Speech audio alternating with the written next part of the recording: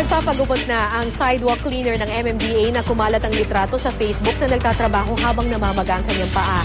Napag-alamang may Buerger's disease pala siya at ngayon ay naka-paid rehabilitation leave na. May news to go si Chino Gaston. Ito ang litrato ni Mang Ernesto Chua ng Sidewalk Cleaning Division ng MMDA na kumakalat ngayon sa Facebook matapos i-post ng isang concerned citizen. Kita rito na bagamat nakangiti ang 64 anyos na si Mang Ernesto, may sakit siyang iniinda sa kanyang mga paa. Sa litrato, halatang namamaga at may mga sugat ang mga ito.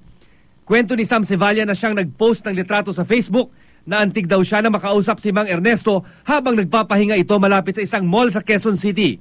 Without thinking, pinost ko lang po siya sa wall ng MMDA para po humingi ng tulong. Yun, simpleng tulong. Actually, gusto ko lang naman po talaga magamot lang po siya. Umabot sa mahigit 20,000 ang like at 14,000 share ang litrato ni Sevilla. Napansin naman ng MMDA ang post at kagyat itong inaksyonan. Pinasuri nila si Mang Ernesto sa kanilang mga doktor.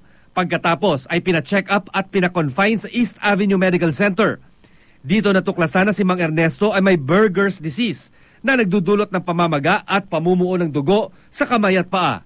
At karaniwan umanong may kinalaman sa paninigarilyo. Way back pala in 2006, nagkaroon na pala siya ng ganyang lesion. Tapos nakita siya ulit ng 2009, hanggang sa lumala na ngayon yung kanyang mga sugat. Kailangan talaga magkaroon pa ng maraming test, anong pwedeng gawin doon sa kanyang mga sugat.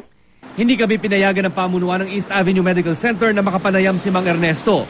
Pero sa isang litrato na pinost ng MMDA ay makikita siyang may hawak na papel na nagsasaad ng kanyang pasasalamat sa ginawa ni Sevilla.